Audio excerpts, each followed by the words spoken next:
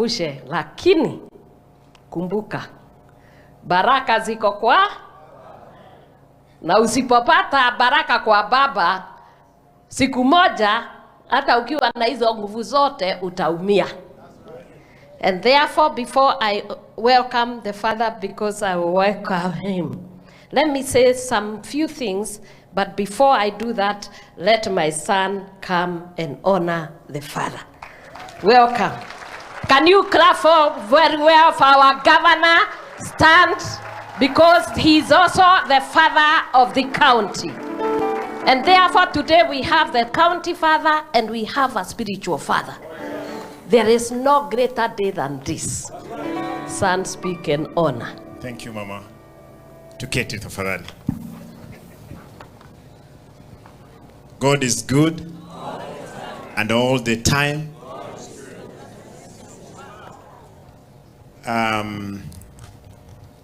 You know, this is the second time I'm meeting Her Excellency face to face.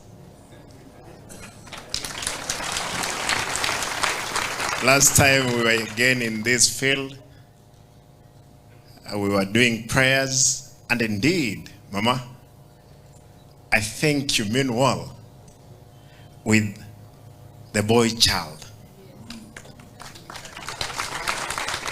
The boy child when he's a small boy until when he's even at 90. Yes.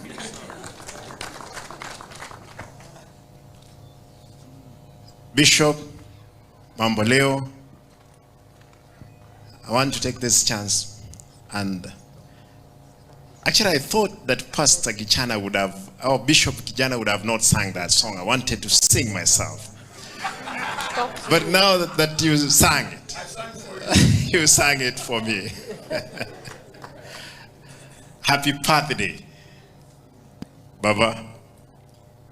And we wish that you can see your 100th birthday. How I wish unge leo hii, unajua nikiketi hapa naona kwamba mama, kuna roho chafu ambao lazima tuiombe. Na nitaomba kwa sababu kuna watu wa Mungu hapa ambao wako na uwezo mkubwa katika kiroho. Roho chafu ambayo hiko katika Kisii County.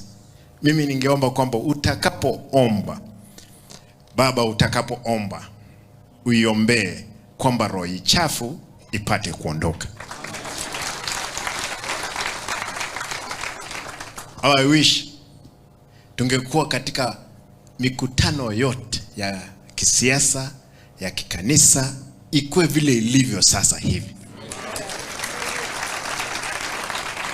Kwa sababu tumepewa kazi moja peke yake, kutumikia watu wetu ambao wengi, mama, afadhali wewe ni pastor, umekuwa mama wa pili wa taifa.